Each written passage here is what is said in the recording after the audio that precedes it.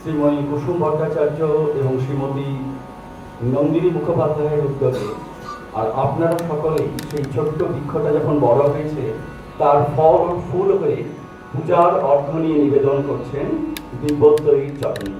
তাই আপনাদের সকলকে আমরা স্বাগত জানাচ্ছি। আর আমাদের যে অনুষ্ঠান আমরা সবসময় শুরু করি শ্রী শ্রী ঠাকুর, শ্রী শ্রী মা ও স্বামীজি মহারাজের রাতুল চরণে আমাদের ভূমিষ্ঠ প্রণাম ও ভক্তিপূর্ণ পুষ্পাঞ্জলি দিয়ে। চলুন আমরা সকলে একসঙ্গে মিলে পরশমণির সদস্যবৃন্দের এই মঙ্গলাচরণের মধ্যে দিয়ে দিব্যদ্বয়ী চরণে আমাদের প্রণাম নিবেদন করব। পরশমণি ফাউন্ডেশনের যে লিফলেট সেটা আপনাদের কাছে আছে। আপনারা জানেন যে ধারাবাহিকভাবে বিভিন্ন সেবা কার্যে যারা নিয়োজিত হয়েছেন, শিবজ্ঞানী জীব সেবা, দক্ষিণেশ্বরের সেই ছোট্ট ঘরটিতে শ্রীরামকৃষ্ণের যে অমোঘ নির্দেশ ছিল নরেন্দ্রনাথকে, জীবে দয়া নয় জীবের সেবা, সেটিকেই মূল মন্ত্র করে পরশমণি ফাউন্ডেশন বিভিন্ন রকম সেবামূলক কাজে নিজেদের নিয়োজিত করেছেন। আর আপনারা তাদের সাক্ষী। এই সেবামূলক কাজগুলোর মধ্যে আপনারা জানেন এই শ্রাবণ মাসেতে শুরু হচ্ছে শিব আরাধনা, যেখানে 108টি মানব শিশুকে সেবা করা হবে। প্রতিটি মাসে হয় অন্নপূর্ণে সদাপূর্ণে পূজার্থ। আসুন আমরা এগুলো ডিটেলস আবার পরবর্তীকালে আলোচনা করব। তার আগে আমরা অনুষ্ঠান শুরু করি পরশমণির সদস্যদের মঙ্গল আচরণের মধ্যে দিয়ে। আমরা সমস্ত মায়েদের নিবেদন করবো মঞ্চে আসবার জন্য এবং মঙ্গল আচরণ করবার জন্য।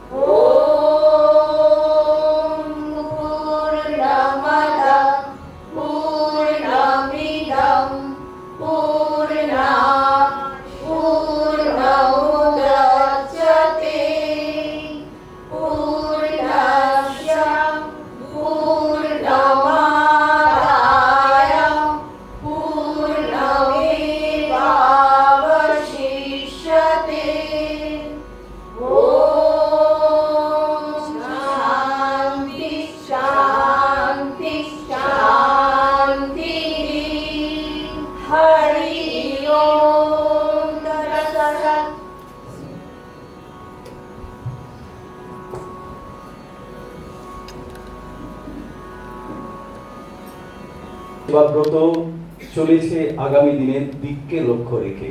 প্রথমে আমি আমন্ত্রণ জানাচ্ছি এবং মঞ্চে আসবার জন্যে রামকৃষ্ণ মঠ পাঠান্বিত ভবন, যে পবিত্র তীর্থভূমিতে বসে আমরা আজকের এই সুধাসাগরে অবগাহন করব, সেটিরই অধ্যক্ষ পূজ্যপাদ শ্রীমৎ স্বামী সিদ্ধেশানন্দজি মহারাজকে। আমরা মহারাজকে নিবেদন করব মঞ্চে আসবার জন্যে। এবং আপনারা জানেন আরেকজন যিনি নিয়মিতভাবে আপনাদের সাধুর সঙ্গে পরশমণির স্পর্শ এনে দেন, তিনি একটু হয়তো দূরে চলে গেছেন আমাদের থেকে ফিজিক্যালি, কিন্তু সবসময় আমাদের মননে অনুরণনে আছেন। তিনি পরম পূজ্যপাদ শ্রীমৎ স্বামী দেবাত্মানন্দজি মহারাজ। দেবাত্মানন্দজি মহারাজ বর্তমানে আসাম হাফলংয়ে আছেন। তা আমরা মহারাজকেও মঞ্চে আসবার জন্য অনুরোধ করব। এবং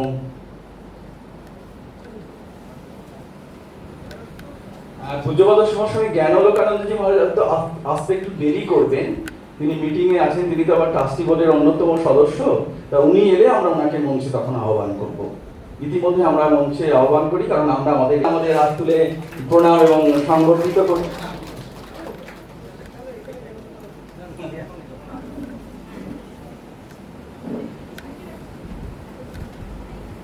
তো এরপরে আমরা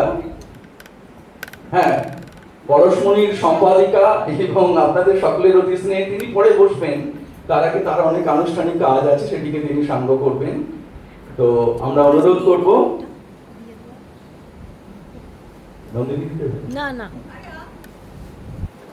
প্রথমে আমরা আমাদের পূজার্ঘ নৈবেদ্য নিবেদন করব। সিনিয়র মোস্ট প্রথমে কথামৃত ভবনের অধ্যক্ষ পূজনীয় শ্রীমৎ স্বামী সিদ্ধেশানন্দজি মহারাজকে, আর এটি নিবেদন করছেন আমাদের সকলের অতি শ্রদ্ধা নন্দিনী মুখোপাধ্যায় মহোদয়া। এটা এই করতালির মধ্যে দিয়ে আমরা মহারাজদের প্রণাম পৌঁছে দিচ্ছি।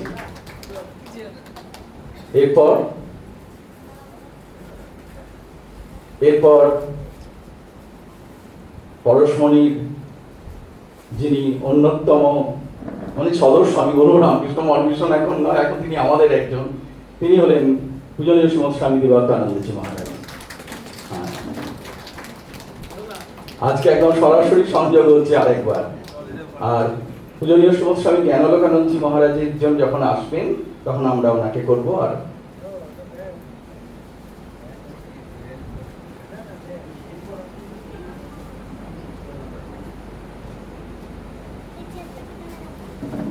তো আজকের যে অনুষ্ঠানটি নিবেদিত হচ্ছে সেটি সম্পূর্ণরূপে এক আধ্যাত্মিক অনুষ্ঠান।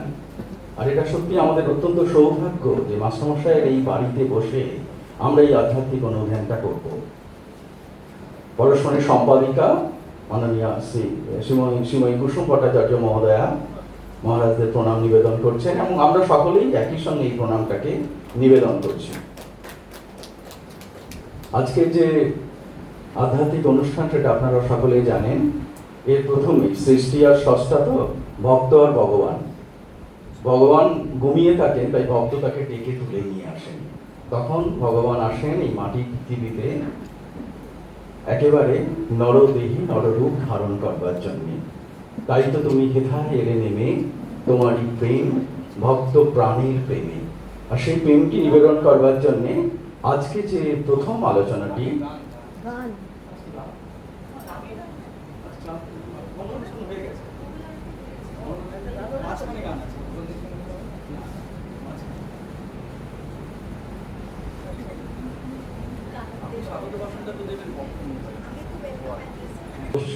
আমরা মহারাজকে অনুরোধ করব, মহারাজ আপনাদের সকলকে স্বাগত ভাষণের মধ্যে দিয়ে প্রাথমিকভাবে বরণ করবেন এবং তারপরে মহারাজ তার আলোচনাটি করবেন ভক্ত প্রিয় শ্রী রামকৃষ্ণ।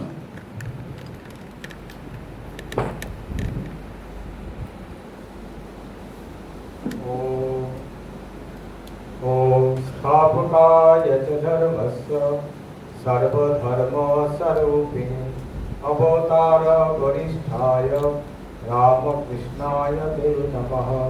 जननी शारदां देवी रामकृष्णं जगद्गुरुं पादपद्मे तयो श्रित्वा प्रणमामि मुहुर्मुहुः। नमः श्री यतिराजाय विवेकानन्दसूदये सच्चित् सुखस्वरूपाय स्वामिने तापहारिणे। ঠাকুর মা স্বামীজি ও মাস্টারমশাইয়ের চরণে প্রণাম নিবেদন করি। আর আজকে যে অনুষ্ঠানটি হতে চলেছে সেটি আপনাদেরই অনুষ্ঠান, পরশমণির পরশ পাওয়ার অনুষ্ঠান।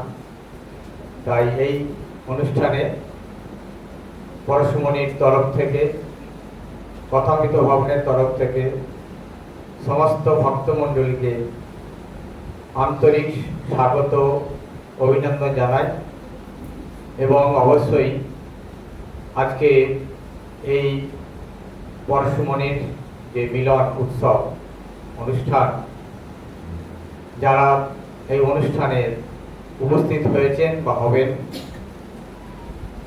প্রথমেই আমি পূজনীয় শ্রীমৎ স্বামী জ্ঞানলোকানন্দজি মহারাজকে প্রণাম নিবেদন করছি। উনি আমাদের এই অনুষ্ঠানে উপস্থিত হবেন একটু পরেই, এবং স্বামী দেবত্বানন্দজি মহারাজ তিনি উপস্থিত আছেন, তাকেও আমি শ্রদ্ধা এবং প্রীতি শুভেচ্ছা জানাচ্ছি। আজকের এই অনুষ্ঠানে পরশমণির তিনি যদিও পরশমণির সাথেই আছেন এবং কথামৃত ভবনের তরফ থেকেও আজকে ওনাকে আমরা আন্তরিকভাবে ধন্যবাদ জানাচ্ছি, স্বাগত জানাচ্ছি, অভিনন্দন জানাচ্ছি। আজকে আমরা কিছুক্ষণ ঠাকুর মা স্বামীজির আদর্শে ভাবনায় আমরা ভাবিত হব, আমরা প্লাবিত হব, আমরা উপকৃত হব, আনন্দিত হব। কারণ উদ্দেশ্য আমাদের একটাই, যে ঠাকুর মা স্বামীজির আদর্শে অনুপ্রাণিত হওয়া, ঠাকুর মা স্বামীজির আদর্শে নিজেদের জীবন তৈরি করা। এর বাইরে কোনো আমাদের উদ্দেশ্য নেই। আমরা যেভাবেই মিলিত হই, যেভাবেই আমরা অনুষ্ঠান করি, আমাদের কিন্তু প্রত্যেক উদ্দেশ্য ঈশ্বর, ভগবান। সেই ভগবানের অভিমুখী হওয়া বা ভগবানকে কীভাবে আমরা অনুধ্যান করতে পারি, স্মরণ করতে পারি, তারই বিভিন্ন উপায়। সেই উপায় নিয়ে আজকে আমরা এখানে সকলে সমবেত হয়েছি। তাই বিশেষ করে পরশমণি যারা কর্ণধার শ্রীময়ী কুসুম ভট্টাচার্য মহাশয়া এবং আমাদের নন্দিনীদি এবং যে সমস্ত সক্রিয় ভূমিকায় রয়েছেন সদস্যবৃন্দ, তাদেরকে আমরা আন্তরিকভাবে অভিনন্দন জানাচ্ছি, স্বাগত জানাচ্ছি যে আপনারা এখানে আমাদের এই সেবা করার সুযোগ দিয়েছেন, এখানে উপস্থিত হয়েছেন। যদিও অনেকে কষ্ট হয়েছে কারণ অনেকটা উপরে উঠতে হয়েছে, তার জন্যে আমরা একটু দুঃখিত।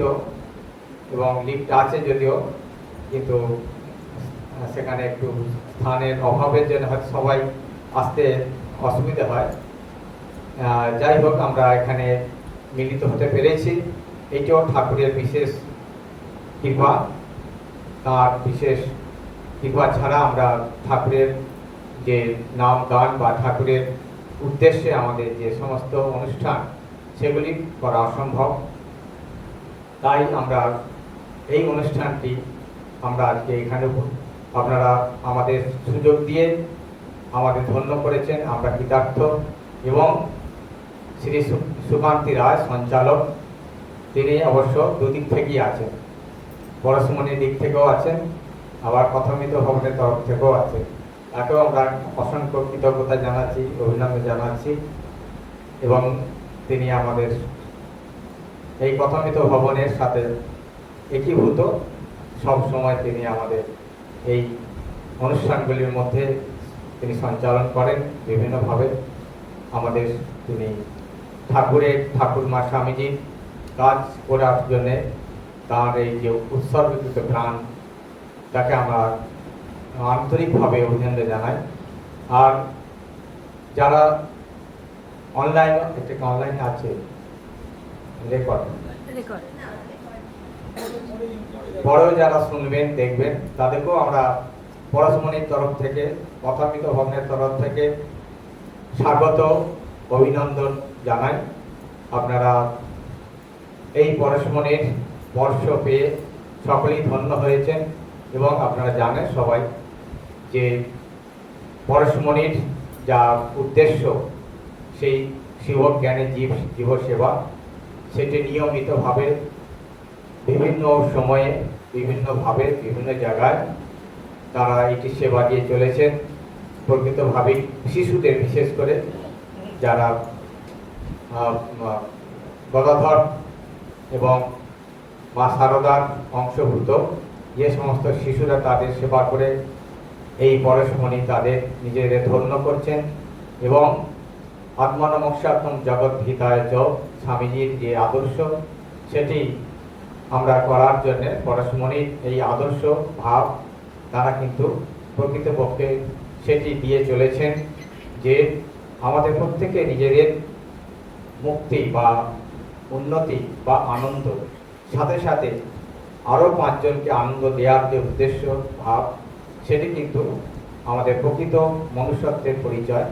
তাই পরশমণির তরফ থেকে তাদের এই যে যেটি সেবা যজ্ঞ করে চলেছেন দীর্ঘ সময় ধরে তা সেটি সত্যি খুবই প্রশংসনীয় এবং মানুষের খুবই উপকৃত। আমি তাই সকল পরশমণির সদস্যবৃন্দকে স্বাগত জানাচ্ছি, অভিনন্দন জানাচ্ছি। তাদের এই উদ্যোগ আরও যেন তাদের অনুপ্রাণিত করে। আর ঠাকুর মা স্বামীজির কাছে প্রার্থনা করি এই পরশমণির যেন এইভাবে মানুষের পাশে থেকে তারা শিবজ্ঞানে জীব সেবা করে যেতে পারে। এরপরে যে আজকে সামান্যটা বিষয় আমাকে দেওয়া হয়েছে কিছু কথা বলার জন্যে, যে ভক্তপ্রিয় শ্রীরামকৃষ্ণ, সেটি সম্বন্ধে আমরা দু চারটি কথা আলোচনা করব বা সেটি স্মরণ করব। যে সত্যি শ্রীরামকৃষ্ণ তিনি আমাদের ভক্তপ্রিয়, তিনি ভক্তানুকম্পা ধৃত বিগ্রহং বই, ভক্তকে অনুকম্পা করার জন্যেই ভগবান স্বয়ং এই নর রূপ ধরে নরদেহ ধরে তিনি পৃথিবীতে অবতীর্ণ হয়েছে এবং তিনি স্বেচ্ছায় তিনি সমস্ত কষ্টকে বরণ করেছেন, সেটি কেবল ভক্তের জন্য। ভক্তের জন্যই দেহ ধারণ, তাহার নিত্য শুদ্ধ মুক্ত মুক্ত স্বভাব সচ্চিদানন্দ স্বরূপ যিনি ভগবান, তার কোনোই প্রয়োজন নেই যে এই মানুষ রূপ ধারণ করা। নিজের প্রয়োজন অভাবে অপি তিনি নররূপ ধারণ করছেন। আমরা নররূপ ধারণ করি বা আমরা যে শরীর ধারণ করি সেটি আমাদের প্রয়োজন, বাধ্য হয়ে আমরা করতে বাধ্য, আমাদের প্রারব্ধবশত। কিন্তু ভগবান তিনি কিন্তু কোনো বাধ্যবাধকতা নয়, তিনি স্বেচ্ছায় আমাদের জন্য, ভক্তের জন্য তিনি শরীর ধারণ করে পৃথিবীতে আসেন, এসে আমাদেরই মতন এই সুখ দুঃখ তিনি ভোগ করেন, আমাদের মতন তার খিদা তৃষ্ণা তিনি সেটি স্বেচ্ছায় গ্রহণ করেন। তাই তিনি ভক্তপ্রিয়, ভক্তের মঙ্গলের জন্য, ভক্তের যাতে কষ্ট কম হয়, ভক্তের যে কষ্ট তাকে লাঘব করার জন্যে তিনি ভগবান হয়েও শ্রীরামকৃষ্ণ রূপ ধরে তিনি আমাদের মধ্যে এসেছিলেন। যেমন মা তার সন্তানের মঙ্গলের জন্য নিজে কষ্ট বরণ করেন, নিজে সারা রাত সন্তানের শিয়রে বসে থেকে তাকে আনন্দ দেওয়ার জন্য কিছুটা আশ্রম আর কিছুটা তার আরাম দেওয়ার জন্য তিনি সারা রাত জেগে থাকেন, যাতে শিশুটি একটু অন্তত ঘুমাতে পারে বা একটু শান্তি পায়। তেমনি ভগবানও তিনি ভগবান মা বলছেন, ঠাকুর বলছেন যে ভগবান কি ঘুমায় রে? তিনি ঘুমায় না। কেন না? তিনি যদি ঘুমায় তাহলে তার যারা ভক্ত তারা ঘুমাতে পারবে। তাই তিনি সারা রাত জেগে থাকেন যাতে তার ভক্ত ঘুমাতে পারে।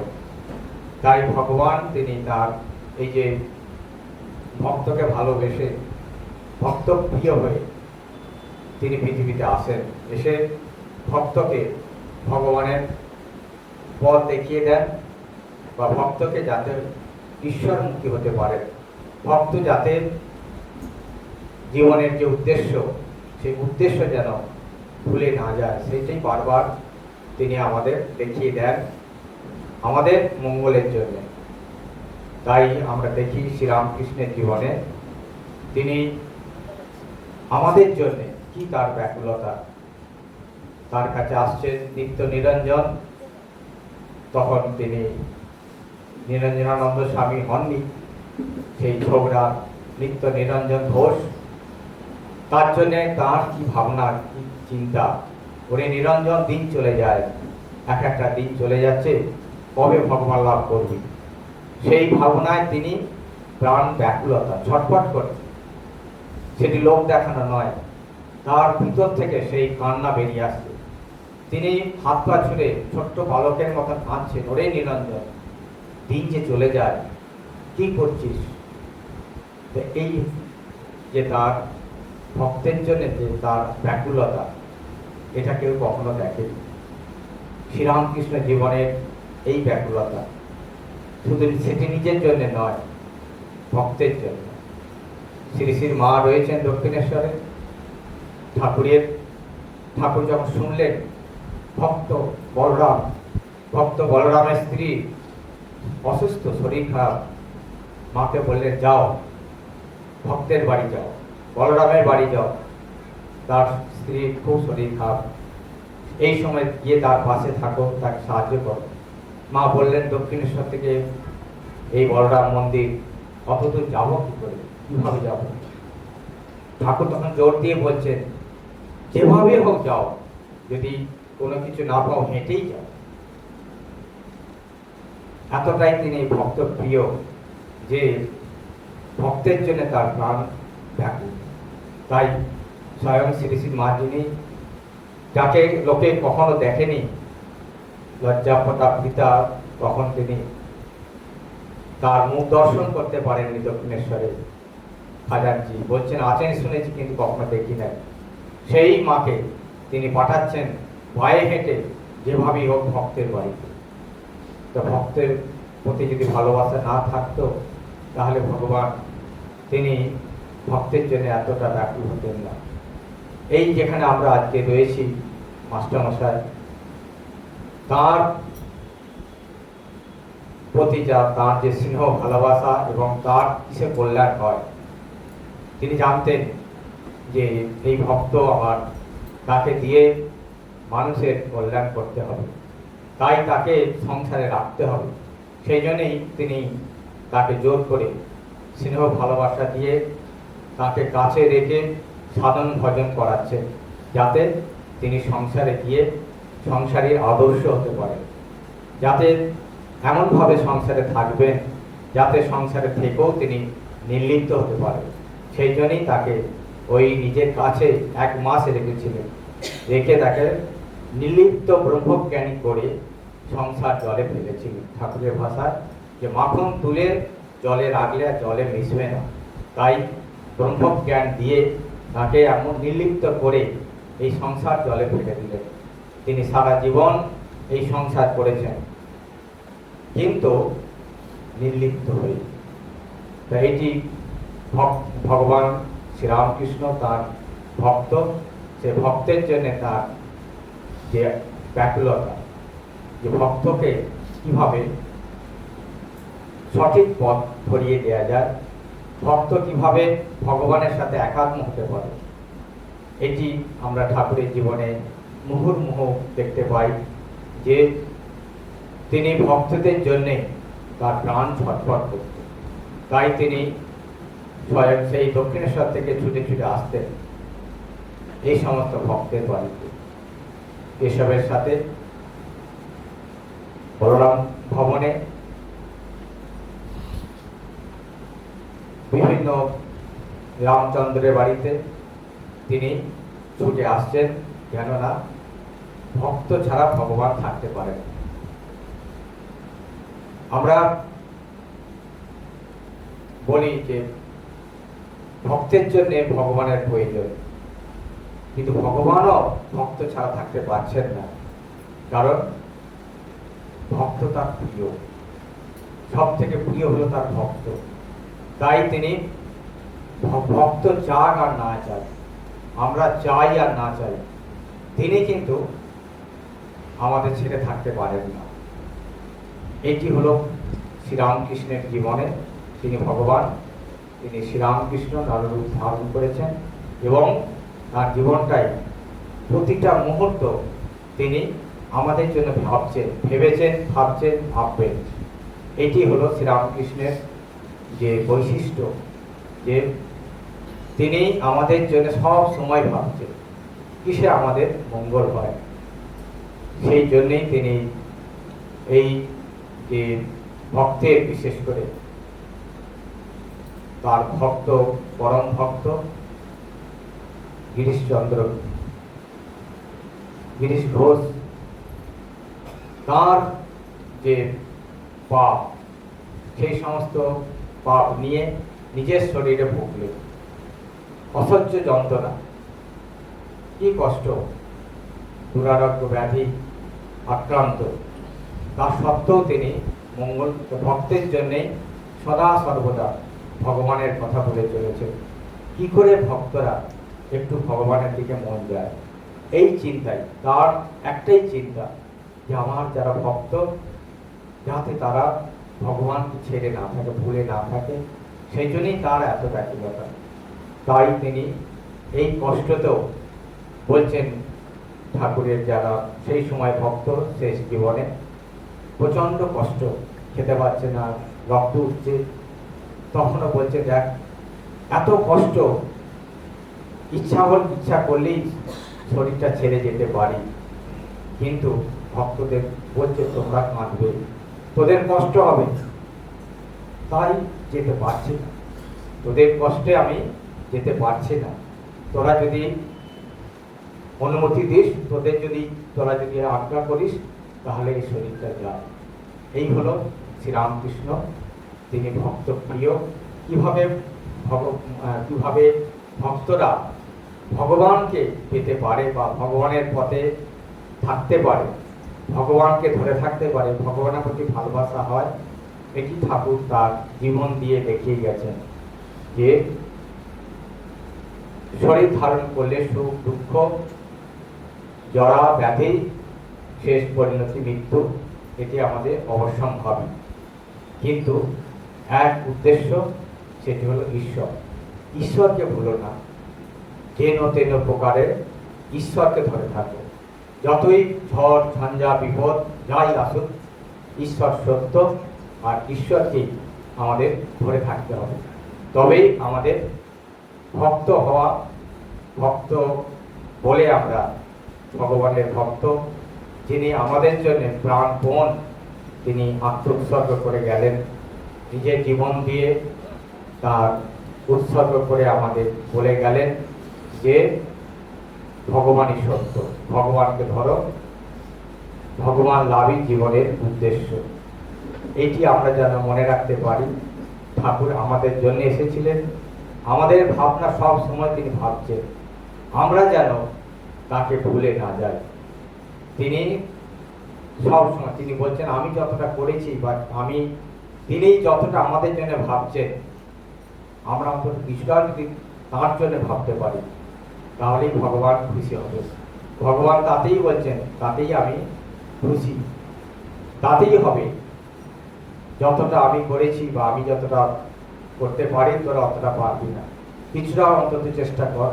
তাই তিনি অহর্নিশ আমাদের জন্য ভাবছেন, আমরা যেন কিছুটা সময় অন্তত ভগবানকে দিতে পারি, কিছুটা অন্তত যেন ভগবানকে চিন্তা করতে পারি, তাহলে আমাদেরও জীবন ধন্য হবে। ভগবানও তিনি খুশি হয়ে তিনি আমাদের শেষ জীবনে হাত ধরে তাঁর স্বধামে তিনি নিয়ে যাবেন। ঠাকুর মা স্বামীজির কাছে প্রার্থনা করি, তিনি আমাদের এই শুভবুদ্ধি দিন, যেন আমরা কখনোই ঠাকুরকে না ভুলে যাই। শ্রীরামকৃষ্ণ তিনি ভক্ত প্রিয়, আমরা যেন তার প্রকৃত ভক্ত হতে পারি। ওম শান্তি শান্তি শান্তি। হরি ওম তৎসৎ। শ্রীরামকৃষ্ণার্পণমস্তু। শ্রদ্ধেয় পৌরসমিক সমস্ত সদস্যবৃন্দ, রামকৃষ্ণ মঠ প্রাথমিক ভবনের অধ্যক্ষ মহারাজ প্রাথমিকভাবে স্বাগত ভাষণ এবং পরবর্তীকালে এই আলোচনাটির মধ্যে দিয়ে আমাদের মূল সূত্রটি বেঁধে দিলেন ভগবানের সঙ্গে ভক্তের যে অচ্ছেদ বন্ধন সেটি সংগঠিত হয় ওই পরশমণির স্পর্শে। আর এই পরশমণির স্পর্শটিকে নেওয়ার আগে আমাদের আরেকবার সঙ্গীতের মধ্যে দিয়ে ঠাকুর মা স্বামীজির চরণে নিবেদিত হোক, আমাদের মনের সকল মলিনতা দূর হয়ে যায়। আমি মাননীয় শ্রী শ্যামল সেন মহাশয়কে অনুরোধ করব সঙ্গে তবলার যে দিদি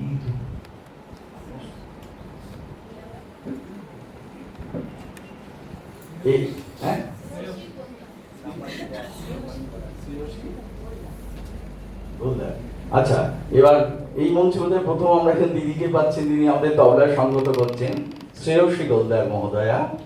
তো আমরা আমাদের এই সঙ্গীতের মধ্যে দিয়ে পরশমণির স্পর্শটিকে পাবার চেষ্টা করব শ্যামল সেনের সঙ্গীতাঞ্জলির মধ্যে দিয়ে।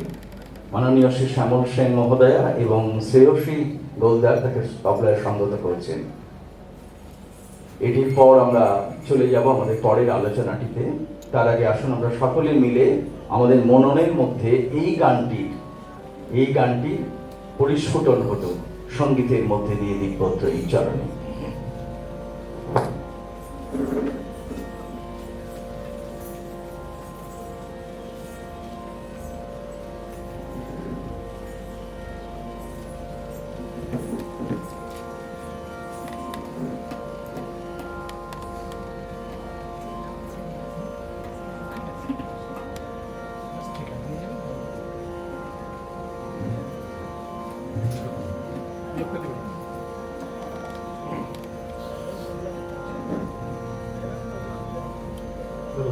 Hello.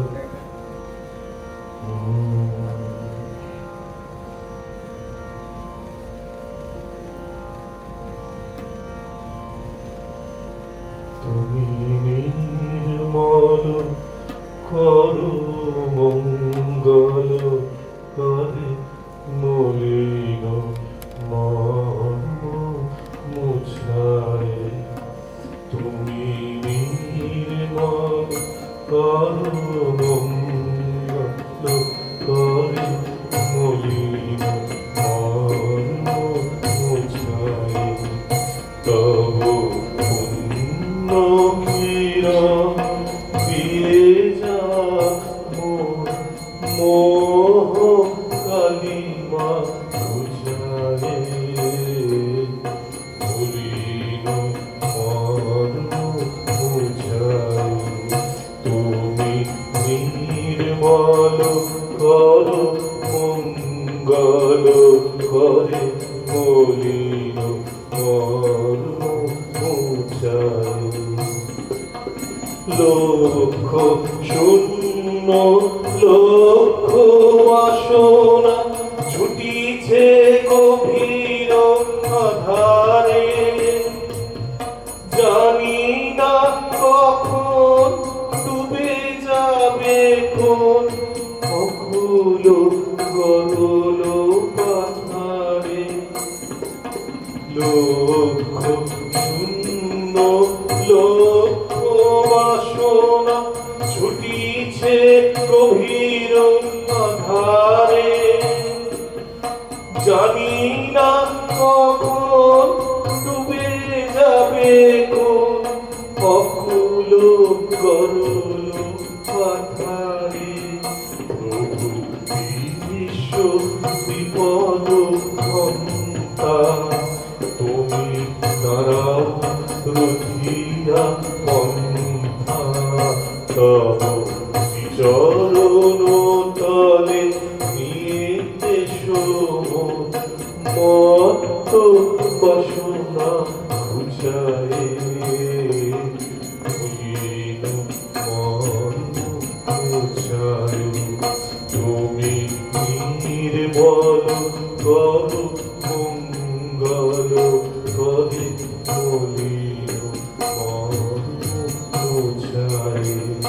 আছো অনল অনিলে চির নভনীলে উধর সলিলে গহনে।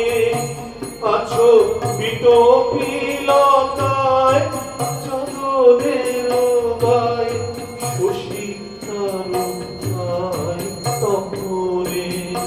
আছো অনল অনিলে চির নভনিলে উধার সলিলে কহনে আছো পিতপিলতায় জনদের গায় খুশি তারকায় তপনে আমি নয়নে বসন বাহিয়া বসে আধারে মরিগ কাহিয়া আমি দেখি নাই কিছু বুঝি নাই কিছু দাও দেখায় বুঝায় মলিন মর্ম বুঝায় তুমি নির্বল করো মঙ্গল করে মলিন মর্ম বুঝায় তব পুণ্য কিরণ দিয়ে যা মলিন বুঝায় মলিন মর্ম বুঝায় তুমি নির্মল করো মঙ্গল করে মলিন মর্ম মুছায়।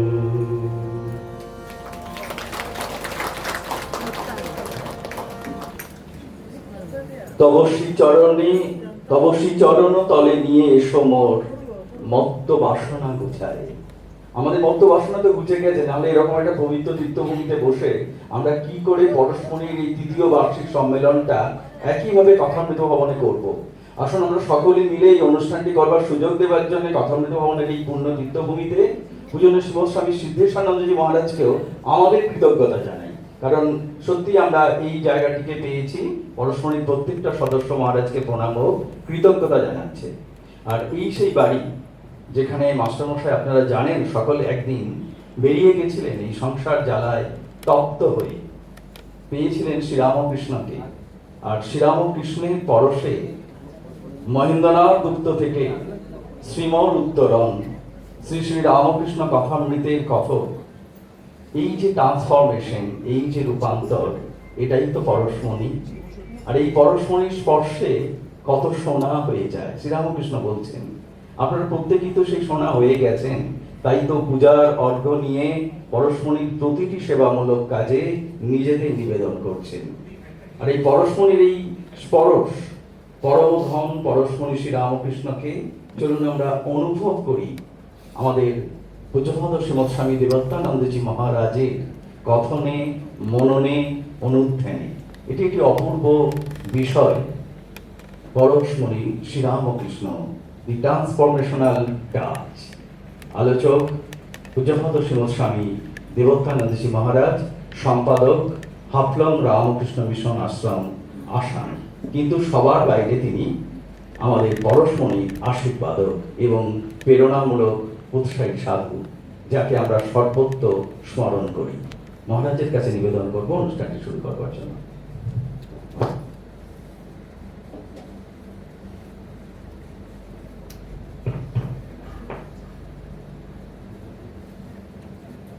ओम सर्वधर्म स्थापकस्तम सर्वधर्म स्वरूपकः आचार्याणां महाचार्य रामकृष्णाय ते नमः। ঠাকুর মা স্বামীজি এবং মাস্টার মশাইকে প্রণাম জানাই। মঞ্চে উপবিষ্ট স্বামী সিদ্ধেশানন্দজিকে আমার প্রণাম।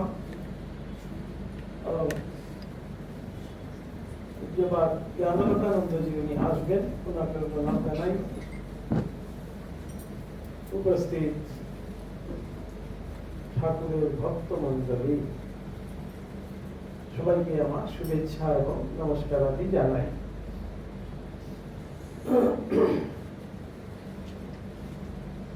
যশুদাসী বাবু বলছিলেন ট্রান্সফরমেশনাল টাচ, পরশমণি। গিরিশ ঘোষ তার একটি সুন্দর কবিতা রচনা করছেন, সেখানে বলছেন তিরস্কার পুরস্কার কলঙ্ক কণ্ঠের হার, তথাপি এ পথে পথ, হৃদে সাদ রাশি রাশি। শেষের দিকটায় আসছে, সেই ঠাকুরকেই তিনি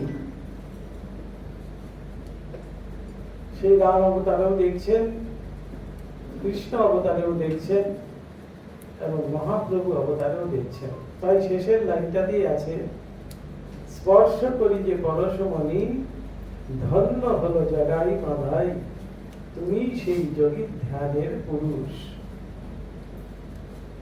এই পরশমণি ভগবান স্বয়ং। আমাদের গানে পাই আমরা, লৌহময় দেহ হইবে কাঞ্চন, কতদিনে আমার হবে সে প্রেম সঞ্চার। সেই প্রেম সঞ্চার না হওয়া পর্যন্ত কিন্তু যতই আমরা পরশমণির কাছে যাই না কেন, তাকে স্পর্শ করতে পারবো না। আর স্পর্শ না হওয়া পর্যন্ত পরশমণি আমাদের এই যে দেহ, সেইটি কাঞ্চনে পরিণত হবে না, অর্থাৎ সোনায় পরিণত হবে না। এই স্পর্শের কথাই বলা হচ্ছে ট্রান্সফরমেশনাল, অর্থাৎ কিভাবে সেটি পরিবর্তন হয় আমাদের। ঠাকুরের জীবন যখন আমরা অনুধ্যান করি, তখনই দেখতে পারি তিনি সেই প্রকৃত পরশমণি। পরশমণির অর্থ পরশ, পরশ শব্দটির অর্থই হল স্পর্শ, আর মণি অর্থাৎ সেই মহামূল্যবান যেন রত্ন, এর থেকেই এসছে পরশমণি। তো সেই মহামূল্যবান রত্নটি কোথায় আছে আমরা কেউ তো জানি না। হ্যাঁ,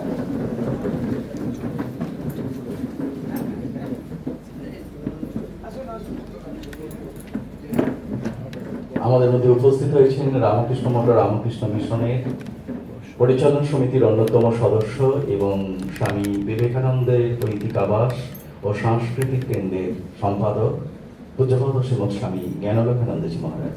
ভক্তমণ্ডলী, আমরা মহারাজকে প্রণাম করি এবং মহারাজের কাছে ক্ষমা চেয়ে নিচ্ছি 2 মিনিট 1 মিনিট একটু। এরপর আবার আমরা ওই পরশমণির স্পর্শতেই চলে যাব পূজনীয় স্বামী দেবাত্মনে। আপনারা অনুগ্রহ করে বসে করুন।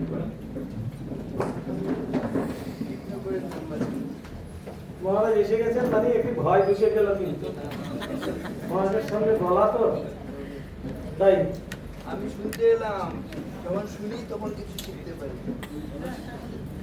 তো সেই পরশমণি বলা হচ্ছে, পরশ এবং সেই মণি, সেই মহামূল্যবান রত্ন, তাকেই বলা হচ্ছে মণি। এই পরশমণি আমরা হয়তো কখনো দেখিনি, এটি শোনা কথা, কিন্তু ঠাকুরের জীবন যখন আমরা দেখছি, তখনই যেন বুঝতে পারছি সেই পরশমণি কাকে বলে। তাই হয়তো গিরিশ ঘোষ বলছেন, স্পর্শ করি যে পরশমণি, ধন্য হলো জগাই মাধাই। জগাই মাধাই আমরা সবাই জানি, তাদের সেই দুর্বৃত্ত রূপী তারা সেই পরম বৈষ্ণবে পরিণত হলো মহাপ্রভুর পরশে। যেন এই ঠাকুরের জীবনে আমরা সেই স্পর্শ আমরা যেন দেখতে পাই বিভিন্ন জলের মধ্যে। বলাই হয় যে শাস্ত্রে সমস্ত সত্যের কথা হয়তো লেখা আছে ঠিকই, আমরা হয়তো শুনছি, আমরা হয়তো পড়ছি, কিন্তু সেই সত্য প্রকাশিত হয় মহাপুরুষদের জীবনের মধ্যে দিয়ে। মহাপুরুষদের জীবন যখন আমরা দেখি, তখনই আমরা ঠিক বুঝতে পারি সেই সত্যের কথা, সেই সত্যই কিন্তু তাদের জীবনের মধ্যে প্রকাশিত হচ্ছে।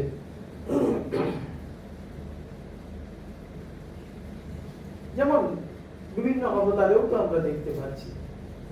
রাম অবতারে দেখছি সেই অহল্যা, কবেকার সেই অহল্যা প্রস্তরীভূত হয়ে আছেন রামের সেই চরণ স্পর্শের আশায়, সেই পরশমণির খোঁজে। শ্রীরামচন্দ্র যখনই সেই তার শ্রীচরণ সেখানে স্পর্শ করালেন, তখনই কিন্তু সেই অহল্যা মুক্তি হলো। সেই রাম অবতারে দেখছি, শ্রীকৃষ্ণ অবতারে দেখছি আমরা সেই কুব্জা। মথুরাতে যাচ্ছেন শ্রীকৃষ্ণ বলরাম, সেই কুব্জা চন্দন নিয়ে রাজ দরবারে যাচ্ছেন। কৃষ্ণ ছলনা করেই কিন্তু সেই কুব্জাকে বললেন, এই চন্দন আমাকেও দাও একটু, আমারও ইচ্ছা হচ্ছে আমি একটু গায়ে বিলেপন করি। কুব্জা বললেন, এটি রাজার জন্য নিয়ে যাচ্ছে, অর্থাৎ কংসের জন্য, এটা অপর কাউকে দেওয়া যাবে না। তখন শ্রীকৃষ্ণ বলছেন, না তুমি খুব সুন্দরী, তুমি খুব ভালো, তুমি আমাকে এই চন্দন প্রদান করো। সেই কুব্জা প্রথম শ্রীকৃষ্ণের মুখে শুনলেন যে সে নাকি খুব সুন্দরী। কুব্জা একেবারে বিগলিত হয়ে গেল। কুব্জা তখন খুব পরম যত্নে এসে সেই চন্দন নিয়ে এসে শ্রীকৃষ্ণের চরণে বিলেপন করছেন। যেই মুহূর্তে তিনি বিলেপন করছেন, শ্রীকৃষ্ণ পরশে তিনি কিন্তু পরম সুন্দরী একজন সম্পূর্ণ একবারে সর্বাঙ্গ সুন্দরী তাতে পরিণত হয়ে গেলেন। এই হলো আমাদের পরশমণির স্পর্শ বলাই যায়। আবার দেখুন শবরী, শ্রীরামচন্দ্র অবতারে শবরীকে দেখছি। শবরী দীর্ঘদিন ধরে তাঁর সেই সাধন করে চলেছেন, সেই ছোট্ট বয়স থেকে তিনি সেই সাধন করছেন। কবে সেই তার প্রভু এসে তার সেই শ্রীচরণ তার কুটিরে স্পর্শ করাবেন, সেই একদিন কিন্তু তার অপেক্ষা ইতি হলো। সে ভগবান একদিন সশরীরে তার কুটিরে এসে হাজির হলেন। তার নিবেদিত সেই ফল তিনি নিবেদন করছেন অর্ধভক্ষণ অবস্থায়, সেটি তিনি পরম সাদরে গ্রহণ করছেন এবং সেই শবরীকে তিনি মোক্ষ প্রদান করছেন। এই শবরীও কিন্তু সেইভাবে একেবারে পরস্পরের স্পর্শে কিন্তু ধন্য হয়ে গেলেন। জটায়ুর ক্ষেত্রেও আমরা দেখতে পাই, জটায়ু শ্রী শ্রী রামচন্দ্রের জন্য তিনি পড়ে আছেন, কখনো সেই একবার এসে সেই শ্রীরামের স্পর্শ নেবেন, তাই সেইভাবেই তিনি পড়ে আছেন। রাবণের দ্বারা আঘাতপ্রাপ্ত হয়েও শ্রীরামচন্দ্র এলেন, শ্রীরামচন্দ্র তাকে স্পর্শ করলেন, তারপরে তার সেই মোক্ষ প্রাপ্ত তিনি হলেন। সুদামার ক্ষেত্রে আমরা দেখতে পাই, শ্রীকৃষ্ণ অবতারে সুদামা, বলাই হয় সুদামা হলেন শ্রীকৃষ্ণের বাল্য সখা, সহপাঠী ছিলেন, বাল্য সখা ছিলেন, আবার সুদামার ইষ্ট দেবতাও ছিলেন। তাই তিনি সারাক্ষণ কৃষ্ণ নাম জপ করতেন। সেই সুদামা পরম দারিদ্রতার মধ্যে তার জীবন, কিন্তু সেই দারিদ্র মোচনের জন্য তিনি কিন্তু শ্রীকৃষ্ণ সকাশে আসেননি। তিনি তার বন্ধুর সাথে দেখা করতেই কিন্তু দ্বারকায় গিয়ে হাজির হলেন। শ্রীকৃষ্ণ তাকে সেই আলিঙ্গন দিলেন।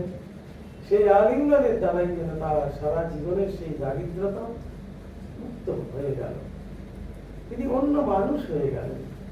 সেই সুদামার মধ্যেও সেই স্পর্শ অনুভব করছি আমরা। আর চৈতন্যদেবের কথা আগেই বললাম, সবাইকেই তিনি উদ্ধার করছেন সেইভাবে, কিন্তু আমরা প্রধানত এই জগাই মাধাই ক্ষেত্রে বলা হয়, জগাই মাধাই যেন একেবারে সত্যিকারের সেই লৌহ নির্মিত ছিল যেন, তাই ভগবান স্বয়ং সেখানে গিয়ে তাদেরকে সেই প্রেমালিঙ্গন দান করে তাদেরকে সেই মহাবৈষ্ণবে পরিণত করলেন। এইভাবে আমরা সেই পরশমণি স্পর্শ কেমন হয় সেখান থেকেও কিন্তু আমরা দেখতে পাচ্ছি। এখানে ঠাকুরের কথাই বলা হচ্ছে যে ঠাকুর কিন্তু কাউকে সেইভাবে বদলাননি, তিনি যেমন কি ছিলেন তেমন কি আছেন, কিন্তু সেই ভেতরকার মানুষটি যেন সম্পূর্ণ পরিবর্তন হয়ে গেছে। একটু আগে সিদ্ধেশানন্দজি বলছিলেন গিরিশচন্দ্র ঘোষের কথা। গিরিশের ক্ষেত্রে আমরা দেখতে পাই, বাগবাজারের গিরিশ তিনি নিজেও বলছেন আমি বাগবাজারের গিরিশ, আমি কি কাউকে ভয় করি? সেই বাগবাজারের গিরিশই রামকৃষ্ণ কত প্রাণ পেয়ে গেল। তিনি ঠাকুর ছাড়া আর কিছুই বুঝতেন না। এমনই সেই স্পর্শ যেন ঠাকুর ছলে বলে যেন সেই স্পর্শ প্রদান করলেন তাকে। তার সেই জীবন আমরা যদি দেখি, গিরিশের এমন উচ্ছৃঙ্খল জীবন ছিল। ঈশ্বরের অবিশ্বাসী ছিলেন তিনি, কিন্তু সেই গিরিশের বিশ্বাসের কথায় ঠাকুর বলছেন 5 শিখে 5 আনা বিশ্বাস। বিশ্বাসের উপমা দিতে গিয়ে ঠাকুর গিরিশের বিশ্বাসের কথা বলছেন। গিরিশ 3 দিনের দিন ঠাকুরকে মেনেছিলেন, তিনি ধরেন গিয়ে সেই ঈশ্বর। তাই তো এমন কবিতা তিনি রচনা করতে পেরেছেন, ঠাকুরকেই বলছেন তুমি সেই যোগী ধ্যানের পুরুষ।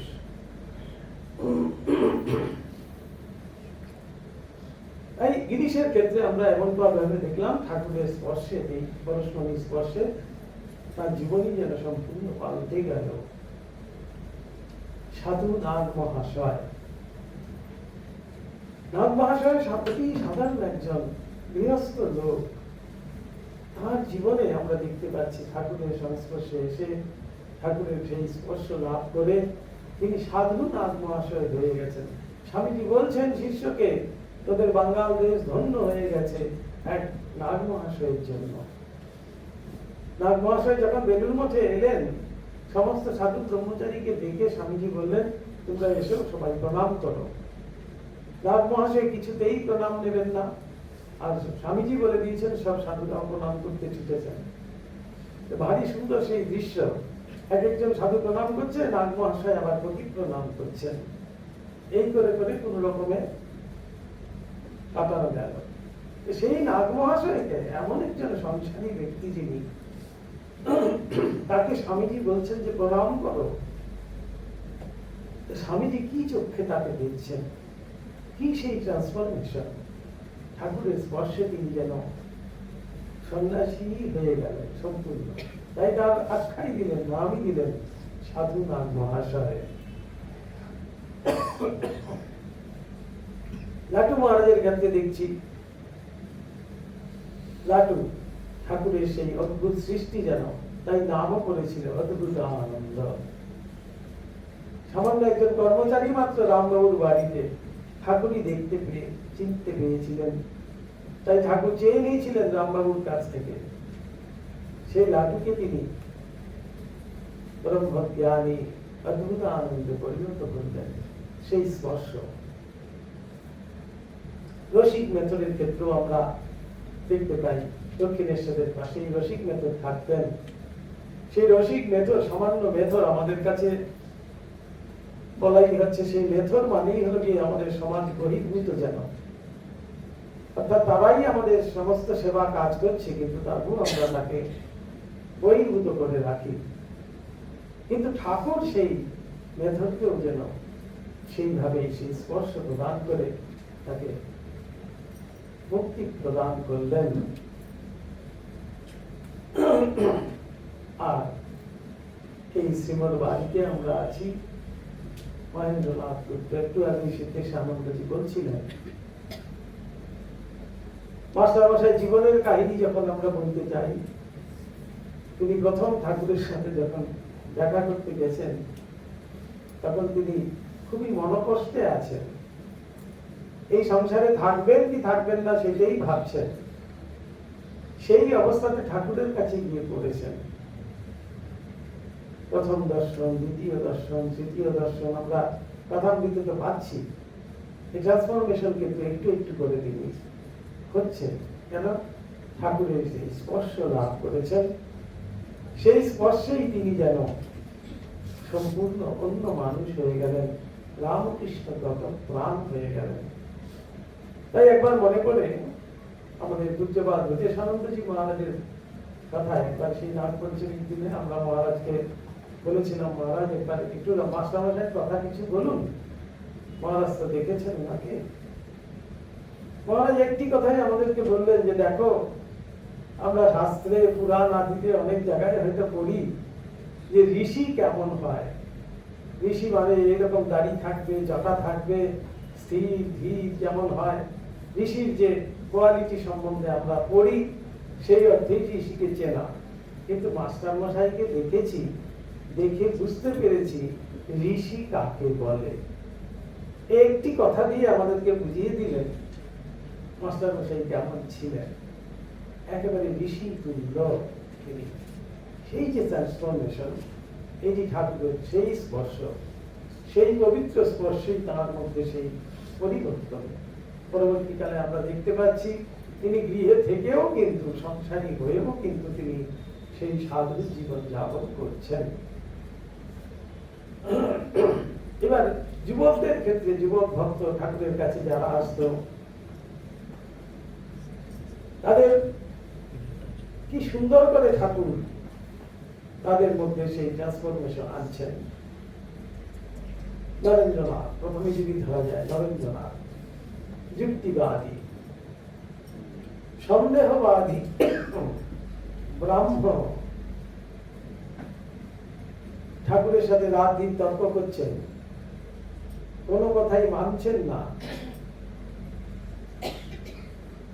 প্রথম দর্শন ঠাকুরের সাথে, দ্বিতীয় দর্শন, তৃতীয় দর্শন, এই প্রথম দর্শনের দিন থেকেই কিন্তু নরেন্দ্রনাথ সেই স্পর্শ অনুভব করছেন। তিনি দক্ষিণেশ্বরে কখন যাই সেরকমই ভাবছেন। কেন?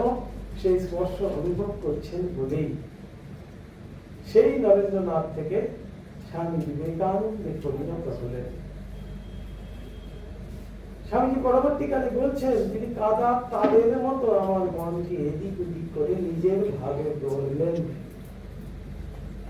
স্বামীজি ভাবতেন যে প্রচন্ড ইচ্ছা শক্তি সম্পন্ন তিনি, তার ইচ্ছার বিরুদ্ধে কেউ কখনো কিছু করতে পারবে না। কিন্তু সেইখানটায় তিনি এসে যেন সম্পূর্ণ পরাজিত হয়ে ঠাকুরের কাছে নতি স্বীকার করলেন এবং বলছেন যে তিনি কাদার তালের মতো আমার মনটা এদিক ওদিক করে নিজের ভাবে গড়লেন। অর্থাৎ সেই স্পর্শ।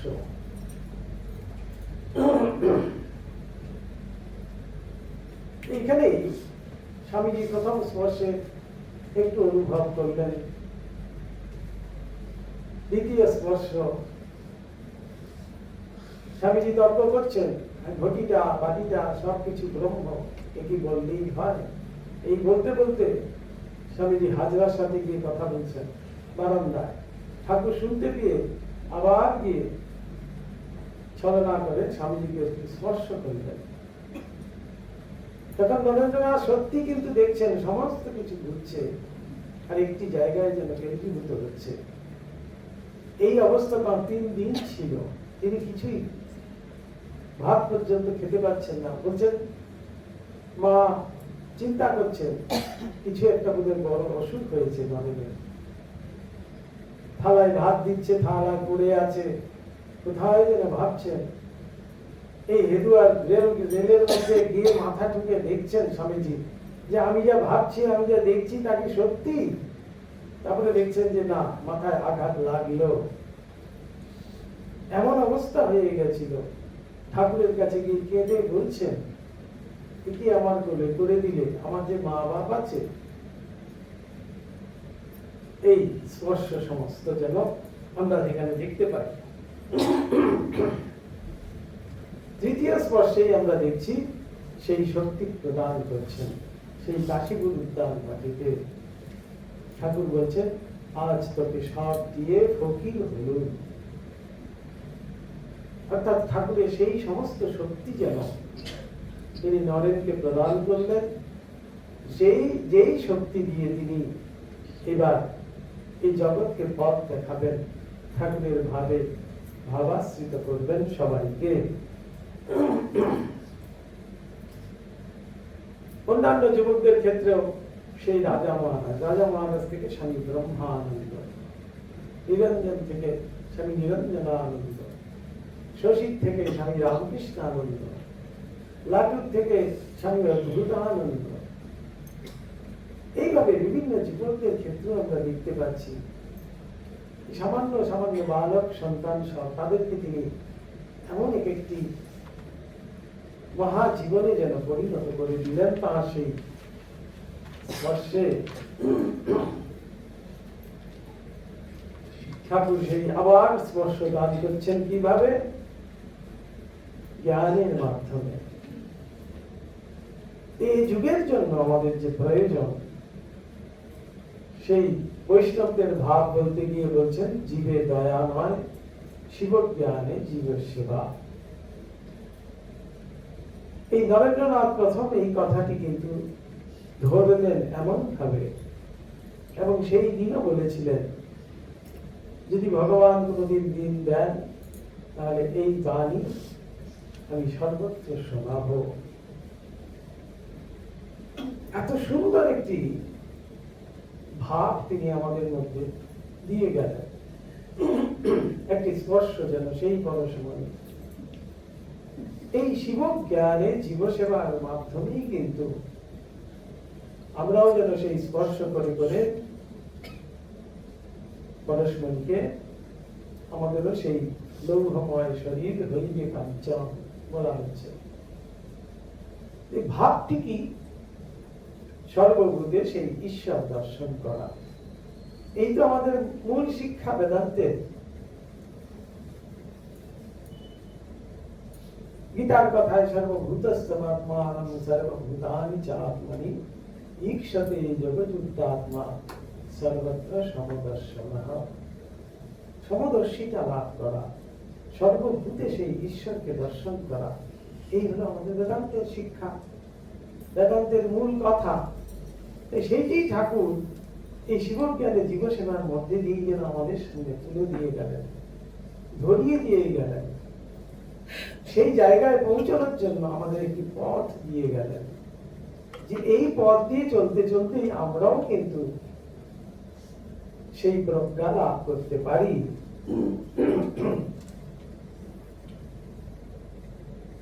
স্বামীজি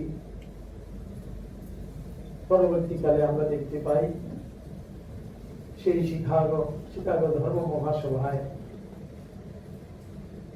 তিনি সেই সমন্বয় বাণী প্রচার করছেন, এবং সর্বভূতে যে ঈশ্বর আছেন এই দৃষ্টিভঙ্গি যতক্ষণ না হচ্ছে ততক্ষণ সম্পূর্ণ আধ্যাত্মিকতাই কিন্তু আসছে না। অর্থাৎ এই ভেদাভেদ আমাদের আছে কখন? দুই দেখছি বলেই। বেদান্ত আমাদেরকে বলছেন একমেবা দ্বিতীয়ম। এই এক না দেখা পর্যন্ত আমাদের মধ্যে কিন্তু সেই বিভেদ যাবে না, সেই অহংকার যাবে না, সেই বিদ্বেষ যাবে না। সেটি যেন স্বামীজি সেই ধর্ম মহাসভায় ঠাকুরের সেই কথাই সেখানে প্রচার করলেন। সেই নরেন্দ্রনাথ থেকে তিনি স্বামী বিবেকানন্দে পরিণত হলেন। পরবর্তীকালে আমরা এই বেলুড় মঠ স্থাপনের মাধ্যমে স্বামীজির সেই বাণী যেন একটি সম্পূর্ণ রূপ আমরা দেখতে পাই। আজ সেই বেলুড় মঠের মাধ্যমেই কিন্তু এই শিবজ্ঞানে জীব সেবার মূল যে ভাবটি সেটি বিভিন্ন দিকে ছড়িয়ে গেছে। এই পরশমণি ফাউন্ডেশনের ক্ষেত্রেও আমরা দেখতে পাই সেই ভাবটিকেই তারা কিন্তু আশ্রয় করে সমাজের কাছে ব্রতী হয়েছেন। এখানে ব্রতী বলতেই বলাই হয়েছে ঠাকুরের কথায় যে সমাজ কি, মানুষ কি এতটুকু, বা জগৎ কি এতটুকু যে আমরা তার সেবা করতে পারি? তা তো নয়। কিন্তু যখনই আমি আমার এই শিব দর্শন করব সর্বভূতে, তখনই সেই শিব পূজার মতোই কিন্তু সেটি সম্ভব হতে পারে, এবং সেইটার দ্বারাই কিন্তু আমিও আমার আধ্যাত্মিক জীবন গড়ে নিতে পারি। সেখানেই বলা হচ্ছে যে তাই সেই ভাবকে আশ্রয় করা। আমরা বিভিন্ন ভাবে এই পরশমণি ফাউন্ডেশনের বিভিন্ন প্রোগ্রামে, বিভিন্ন প্রকল্পের মধ্যেও আমরা দেখতে পাই তারা সেই ভাবটি বজায় রেখে কাজ করছেন, ভবিষ্যতে আরো কাজ করবেন। এটি ঠাকুরের কাছে আমাদের নিশ্চয়ই প্রার্থনা রইল। বেলুড় মঠের এই যে আমাদের বিভিন্ন শিবজ্ঞান জীব সেবার মাধ্যমে মানব কল্যাণ, তার যে কাজ, এটি কিন্তু সেই ঠাকুরের প্রদর্শিত সেই পথ, অর্থাৎ সেই মানব কল্যাণই হল গিয়ে আমাদের যেন ব্রত হয়। এই ব্রতের মাধ্যমেই আমরাও কিন্তু আমাদের আধ্যাত্মিক জীবন গড়ে তুলতে পারি। তার জন্যই স্বামীজি এত সুন্দর একটি মঠ স্থাপন করে সাংগঠনিকভাবে আমাদেরকে পরিচালিত করছেন, আজও করছেন।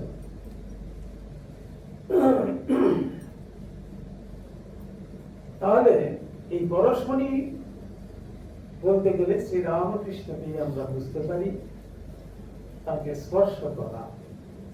এই স্পর্শ করার অনেকগুলোই কিন্তু পথ আমাদের রয়েছে, তারই প্রদর্শিত পথ।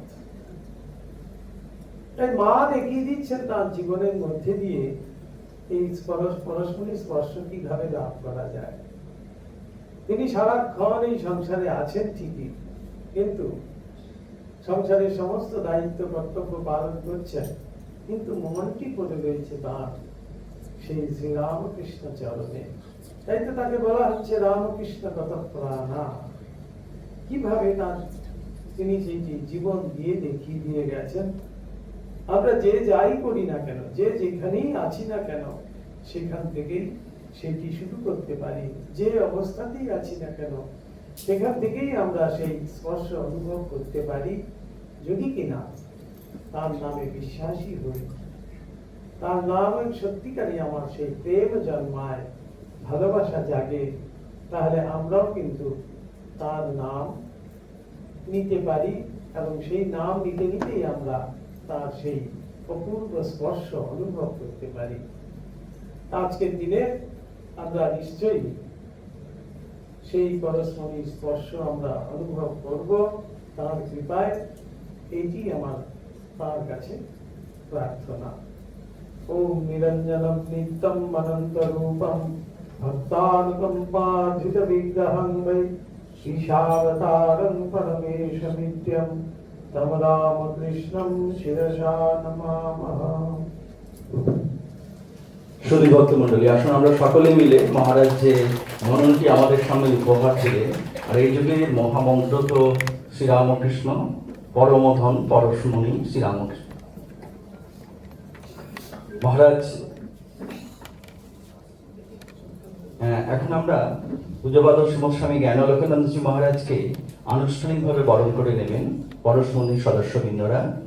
আর তার আগে মহারাজ যেটি বলছিলেন সেটি রেস ধরে যদি আমরা যাই, আমরা দেখবো আমাদের চোখের সামনে ঘটে যাচ্ছে। সেটি হচ্ছে যে এই কথামৃত ভবন বা স্বামী বিবেকানন্দের যে পৈতৃক আবাস, আপনারা দেখছেন যে কি ছিল আর কোথায় চলে যাচ্ছে, এই রূপান্তর। আমাদের পরশমণির সদস্য মাননীয় শ্রী শ্যামল সেন মহাশয় পূজ্যপাদ শ্রীমৎস্বামী জ্ঞানালোকানন্দজি মহারাজকে বরণ করছেন। এটা সকলের মিলিত বরণ, তাই আমরা সকলে করতালির মধ্যে মহারাজকে প্রণাম পৌঁছে দিচ্ছি। আর সম্পাদিকা শ্রীমতী কুসুম ভট্টাচার্য মহোদয়া।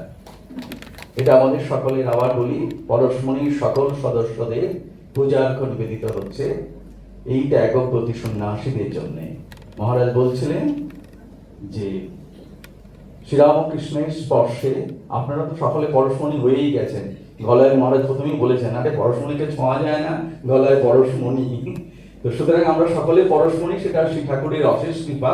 আর এরকম এক পুণ্যতীর্থ ভূমিতে অনুষ্ঠান করছি, কিন্তু পরশমণিরও শক্তির দরকার, সে শক্তি শ্রী মা। তাই মায়ের একটি গান হবে, তারপর মায়ের কথা আলোচনা হবে।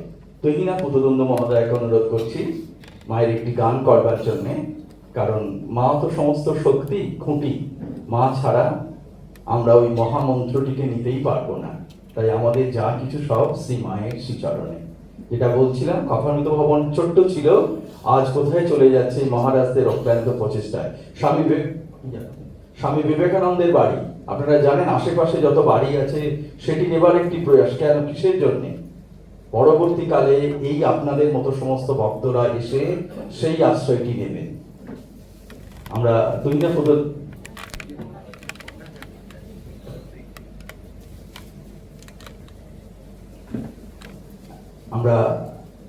তুহিনা পুতদন্দ মহোদয়াকে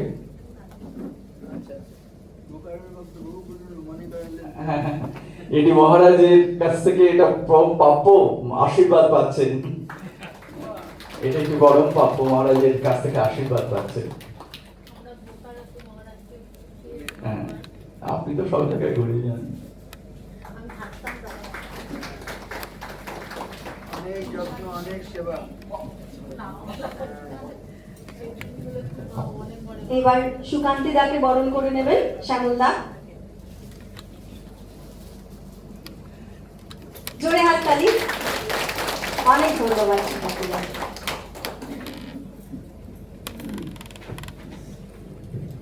এরপর আমরা মায়ের চরণে নিবেদন করব গান, তারপর মায়ের কথা, এবং সবশেষে মহারাজ তো আছেনই আমাদের মধ্যে। তারপরে কীর্তনাঙ্গের গান দিয়ে আমরা আমাদের অনুষ্ঠান শেষ করব।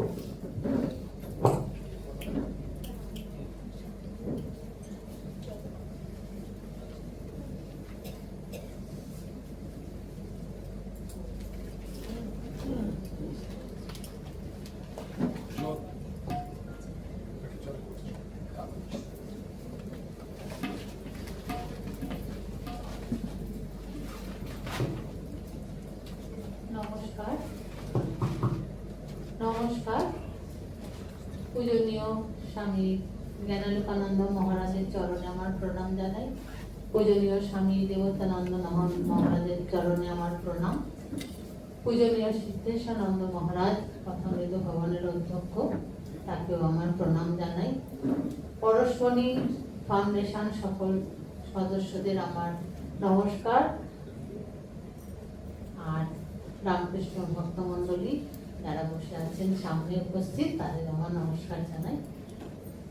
আজ এখানে কুসুম ম্যাম আমাকে সুযোগ দিয়েছেন, তাই খুব আনন্দ হচ্ছে, খুব ভালো লাগছে।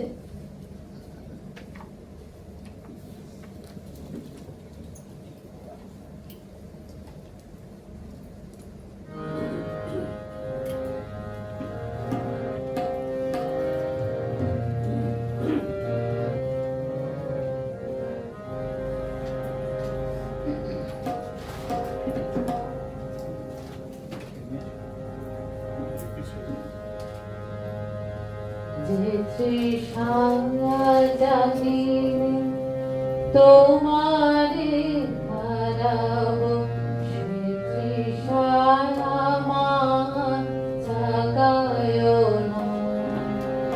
যে তৃষা জাগিলে তোমারে হারাবো, সে তৃষা আমার জাগায় না। যে ভালোবাসা তোমারে ভুলিব, যে ভালোবাসা তোমারে ভুলিব, সে ভালোবাসা ভুলায় না। যে তৃষা জাগিলে তোমারে হারাবো,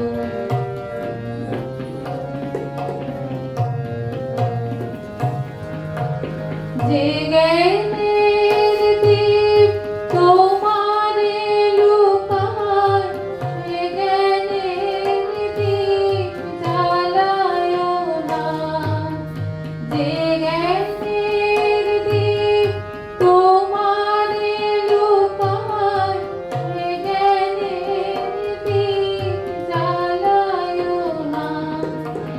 যে যাতনা পেলে তোমারে লোভিব, সে যাতনা মন করিও না। যে যাতনা পেলে তোমারে লোভিব, সে যাতনা মন করিও না। আমার তোমা ছাড়া করে আমার জাগায় না। যে সুখ লোভিলে তোমারে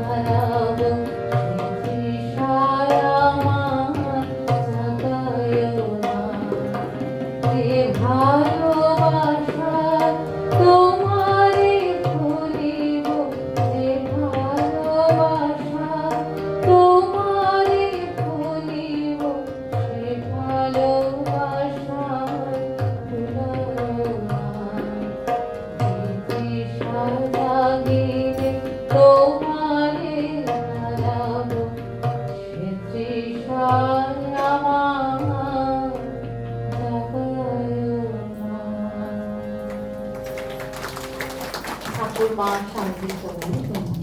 আর এটির মধ্যে দিয়ে আমরা ঠাকুরমা স্বামীজির চরণেই প্রণাম করলাম। আপনারা জানেন এই প্রজন্মে দুই নবীন সন্ন্যাসী বেশ কিছুদিন আগে, দুই ত্যাগপতি সন্ন্যাসী, একজন লিখছেন আর একজন সুর দিচ্ছেন, প্রত্যেকেই জানেন। পূজ্যপাদ শ্রীমৎ স্বামী পূর্ণানন্দজি মহারাজ এবং পূজ্যপাদ শ্রীমৎ স্বামী বলভদ্রানন্দজি মহারাজ মায়ের চরণে নিবেদিত হলো। এবার আমরা একটি অনুধ্যান করব, যে অনুধ্যানটি করাবেন পরশমণি ফাউন্ডেশনের সম্পাদিকা, আপনাদের অতি স্নেহের মায়ের আদরের কুটি বলি আমি, শ্রীময়ী কুসুম ভট্টাচার্য মহোদয়া।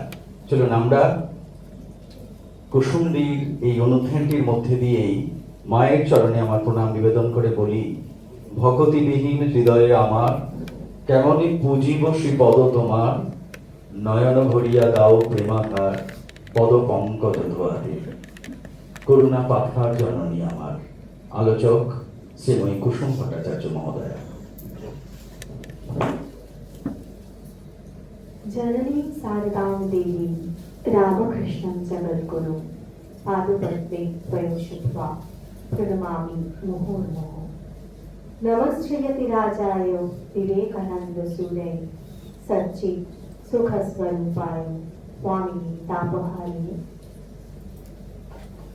ঠাকুর মা ও স্বামীজির চরণে আবহি উচ্চিত প্রণাম নিবেদন করি। আবহি প্রণতি পরম পূজনীয় শ্রীমৎ স্বামী জ্ঞানানন্দজি মহারাজের রাখির চরণে, পরম পূজনীয় শ্রীমৎ স্বামী সিদ্ধেশানন্দজি মহারাজ এবং পরম পূজনীয় শ্রীমৎ স্বামী দেবোত্থানন্দজি মহারাজ, যারা আজকে আমাদের মধ্যে উপস্থিত